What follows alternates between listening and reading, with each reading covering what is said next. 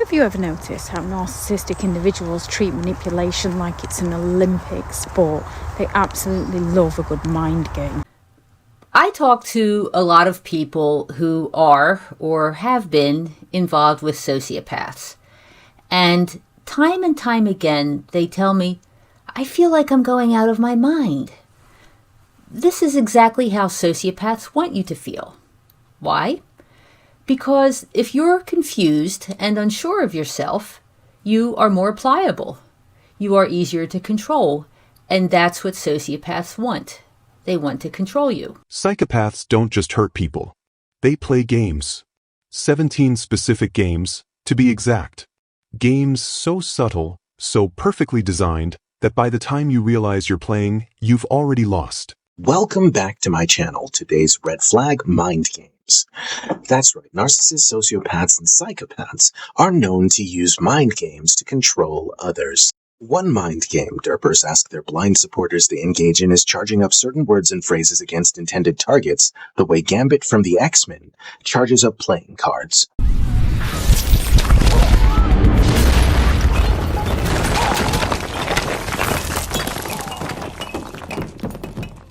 Yay! Ooh, yes! OMG! Did you see how he blasted Wolverine? That's what I'm talking about. OMG, how are you doing this? Let's talk about how they're doing this. Derpers target one person to bully en masse. That's one person against hundreds, thousands, or even millions. And in order to play mind games, which are the narcissists and psychopaths' favorite pastime. I hope you caught that.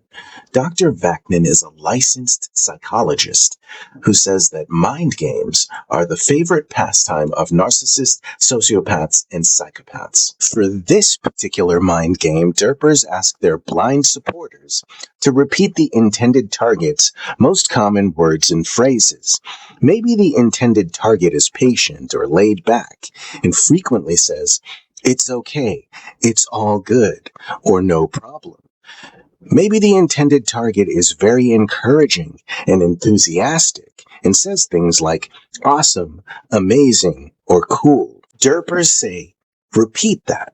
That's called being witty. That's called attacking the right people. That's called a derp. Another example of the very scary fact that derpers are malware in human form and a menace to society. The charging up of words and phrases strategy, when it works, relies on the inexperience of intended targets who will not be familiar with confronting flying monkeys in the form of family and friends. Your own family members and friends have been triangulated, fed false narratives, and thrown into deep states of derp because abusers want to isolate their intended targets. So now the people closest to you are using words and phrases that suspiciously sound like they might be about you. But the most insidious part is that when you confront them, they will deny all knowledge. "I'm not using those words and phrases in any bad way," they'll say. "What are you talking about?"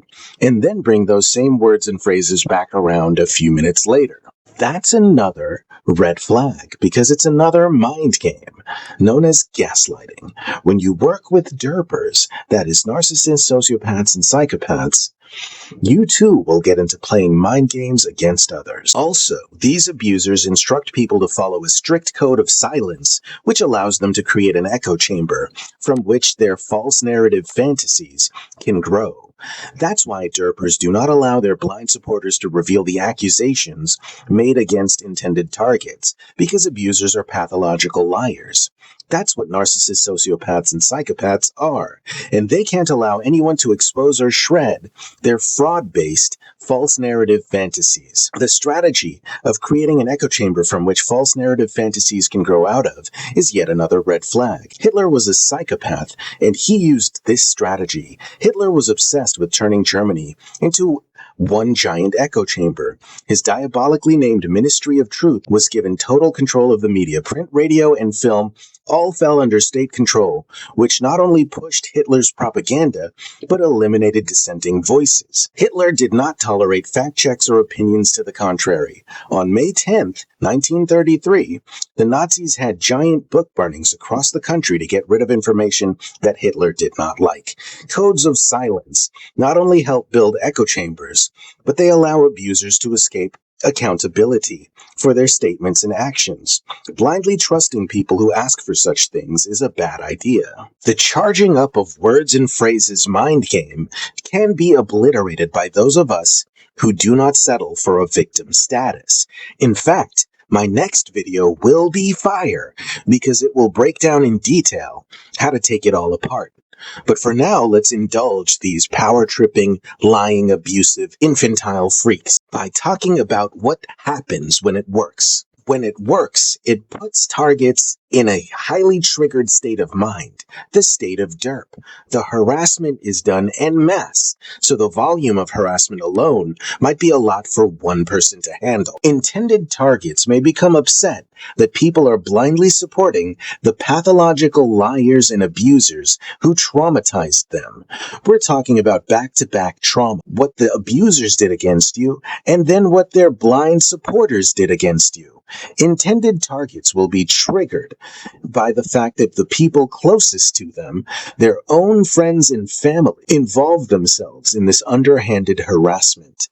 Intended targets will be triggered by feelings of outrage and hopelessness, since their basic human right to justice, to know what the accusations against them are and to be able to respond to those accusations, have been disregarded. Being able to respond to the accusations made by their accusers is a fundamental right dating back to Mosaic law, established over 3,300 years ago. To make matters worse, the theft of this basic human right is being celebrated by a mindless and unreasonable childish mob of culty-dulties, flying monkeys. Intended targets will also be triggered by the weird-ass responses of sycophantic enablers who take derpers to Slurp City, who understand what's happening and support what's happening to avoid conflict.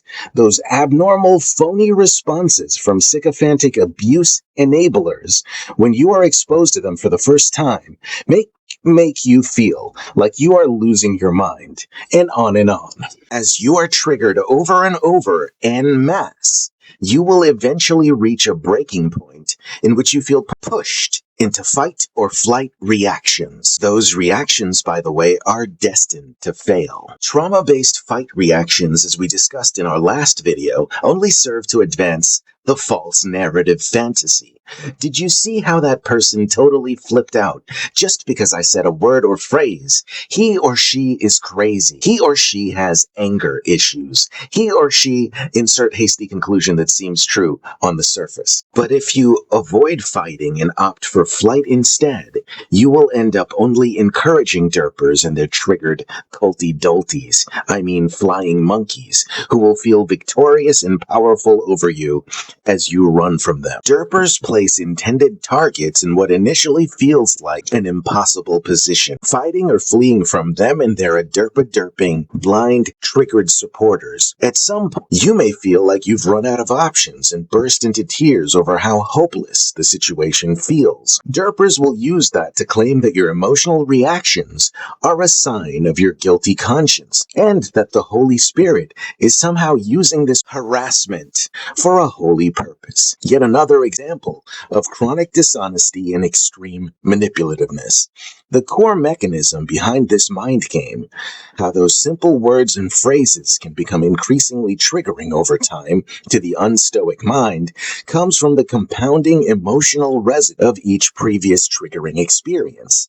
As that residue accumulates, intended targets who are inexperienced may find that the power of those words and phrases to trigger them continually grows. But let's do some critical thinking. I try to make it easy for you. Advice reveals the advisor. What does this advice reveal about its advisors? The advice asks you to be manipulative. The people who ask you to be manipulative are manipulators. The advice asks you to be abusive in an undercover way. The people who ask you to be abusive in an undercover way are undercover abusers. It encourages antisocial behavior. Antisocial behavior is defined as aggressive behavior that violates societal norms and disregards the rights of others.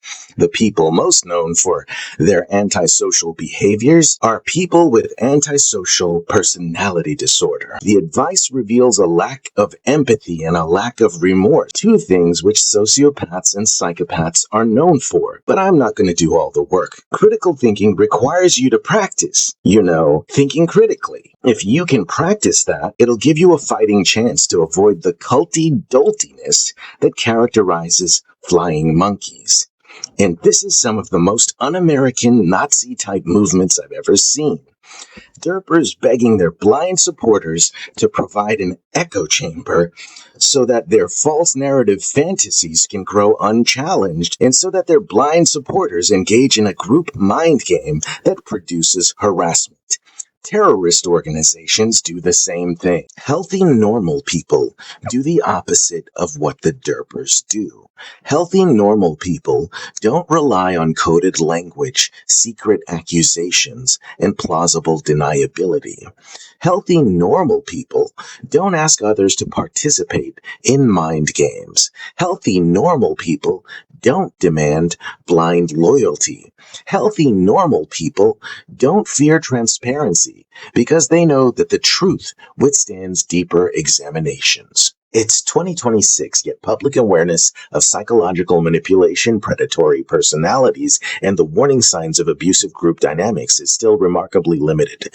That's one of the main reasons these tactics continue to fly under the radar.